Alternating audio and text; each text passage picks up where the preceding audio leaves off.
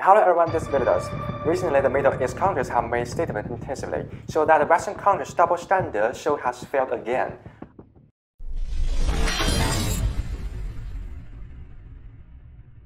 On March 27th, Palestinian President Abbas met with visiting U.S. Secretary of State Blinken, and at a press briefing, Abbas said the current event is Europe has shown blatant double standards. Meanwhile, at the Doha Forum, the foreign ministers of Saudi Arabia and Qatar were critical of the West's lack of attention to the conflicts happening in the Middle East.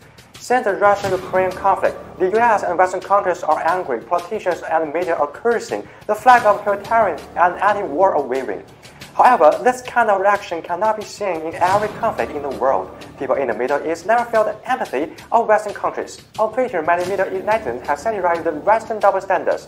Did you do this for Iraq, Palestine, Afghanistan, Somalia? How about the children of Palestine, Syria, Iraq, Afghanistan, Libya, and more, or they are not important? U.S. double standards on human rights and their preferred agenda. LOL, you don't stand with Palestine in their worst time. Who is the origin of the world's chaos? Those who still live in poverty and turmoil in many Middle Eastern countries see most clearly.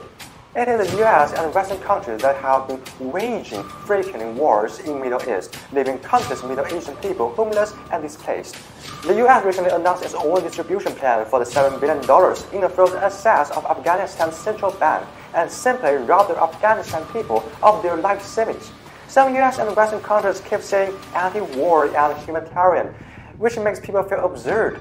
Is the humanitarian disaster in these Middle East countries not a real disaster for the US and the West? For some US and Western countries, wars and unrest belong to those relatively poor countries, while they are the representative of civilization. In an AP story titled "Many in Middle East See Hypocrisy in Western Embrace of Ukraine," a Palestinian scholar was quoted saying, "There's this expectation drawn from colonialism that it's more normal for us to be killed to grieve our families than it is for the West." It could not be more fitting to end with the words of one Twitter user said, "The real face of Western democracy is nothing but hypocrisy, racism, double standards."